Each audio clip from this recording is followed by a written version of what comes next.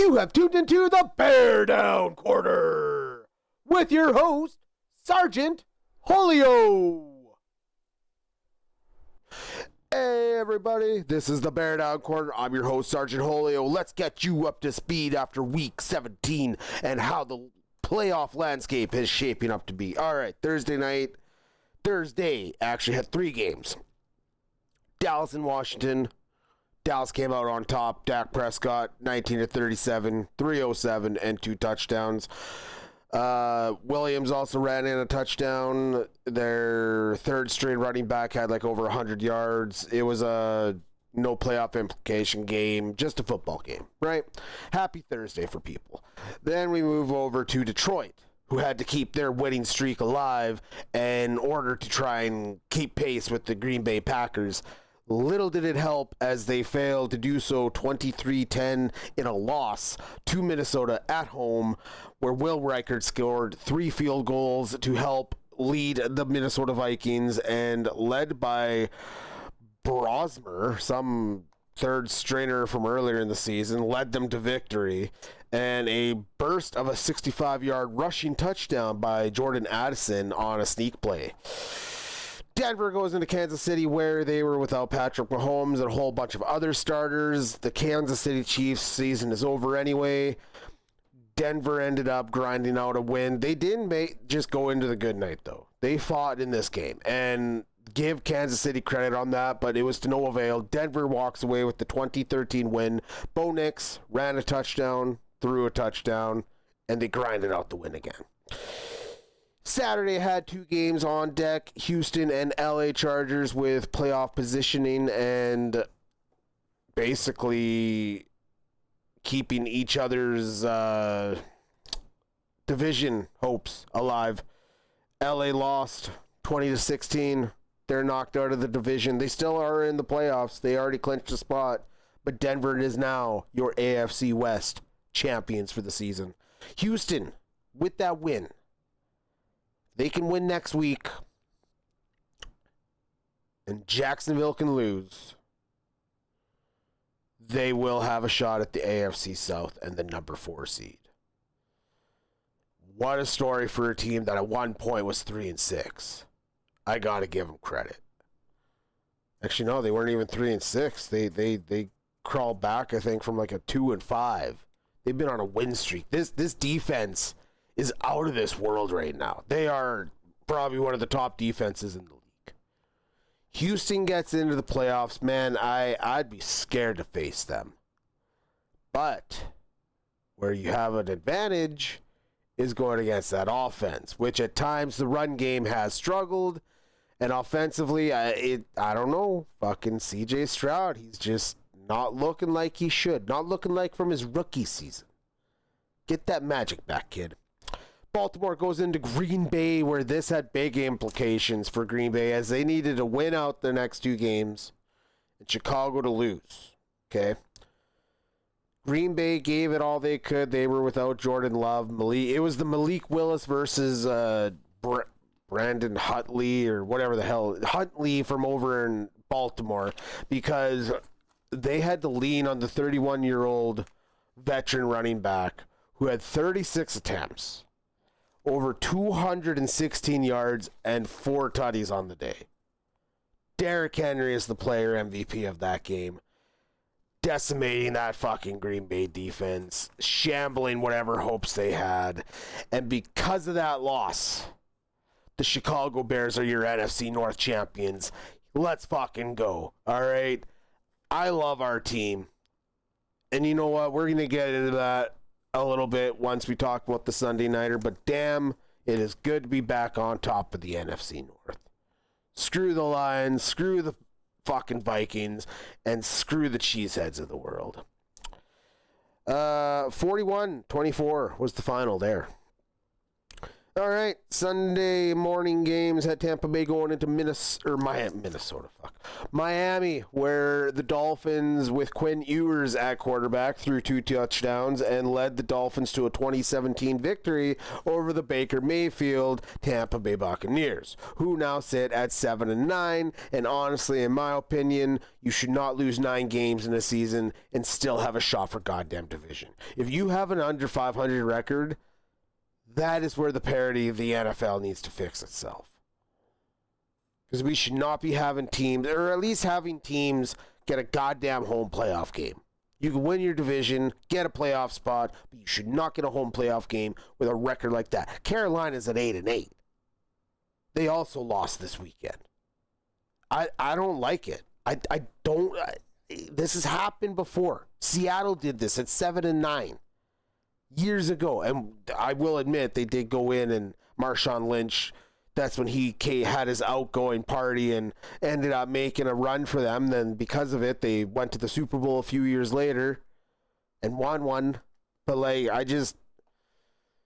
god damn. Tampa Bay is in Carolina next week, or Carolina's in Tampa Bay. NFC South on the line.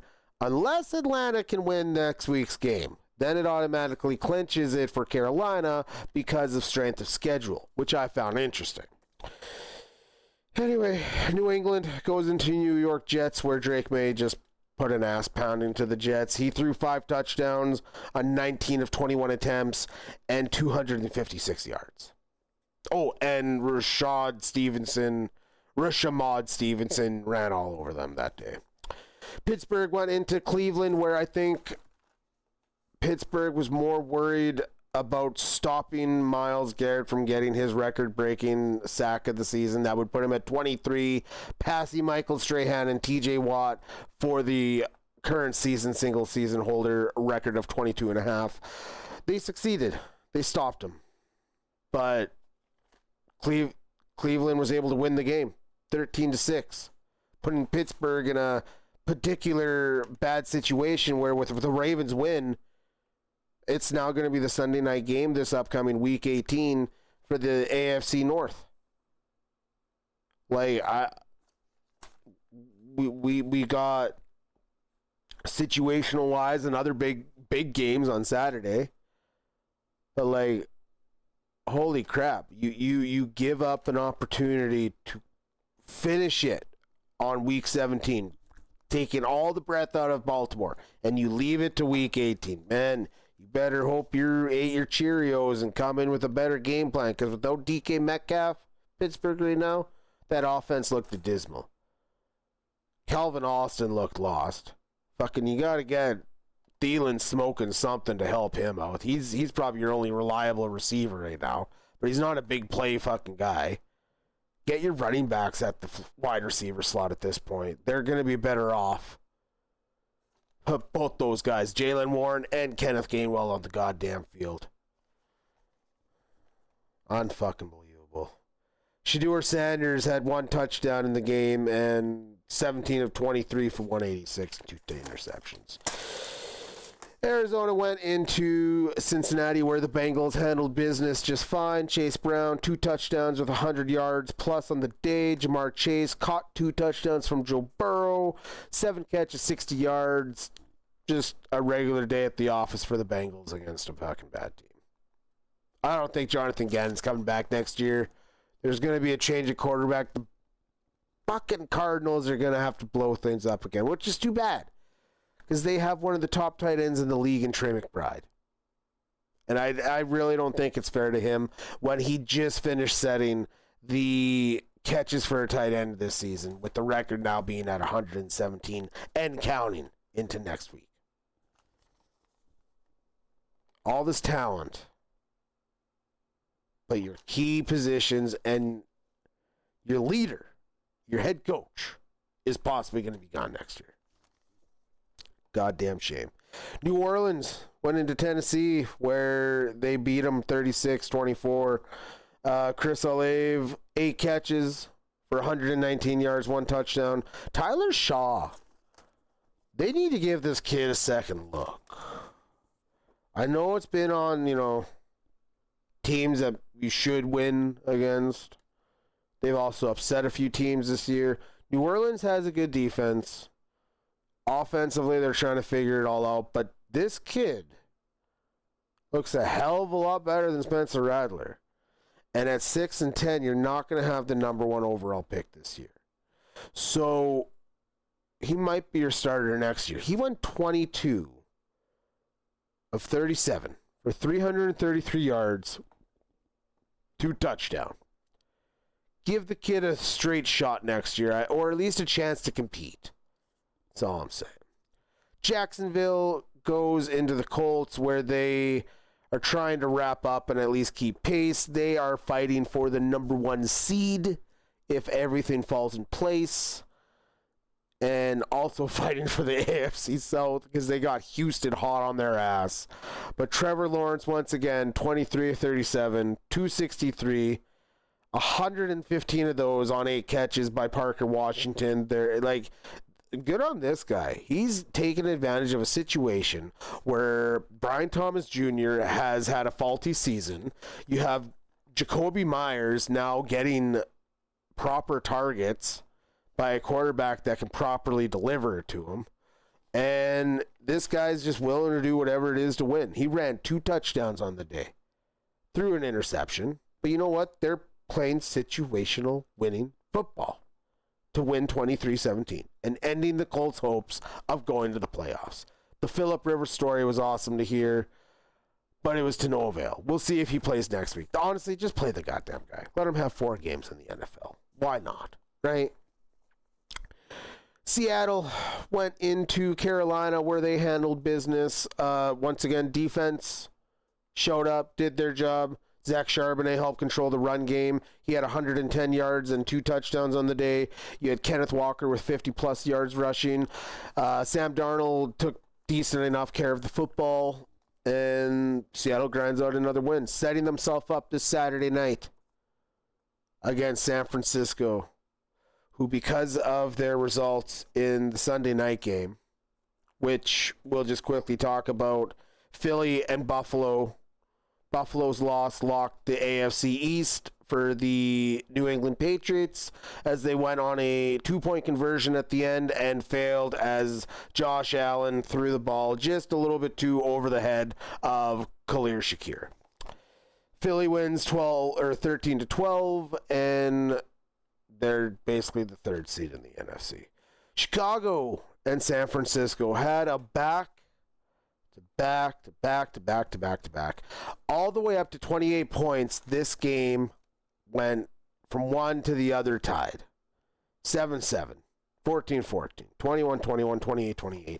And then there's a little bit back and forth. We kicked a field goal. This was a shootout right to the end. Last play of the game, Caleb Williams, he dingles off the frickin' defensive end. He's trying to make the pass. He's about to get blasted by 6 guys, and the other ones are in the back zone. Not enough. The ball bounces off. Luther Burden gets injured on the play. I don't even know the status of that at this point, but I'm hoping it's good, because it was not good with seeing him laying there in like a fucking fetal position. 42-38 the final. San Francisco sets up a number 1 seed matchup this Saturday night.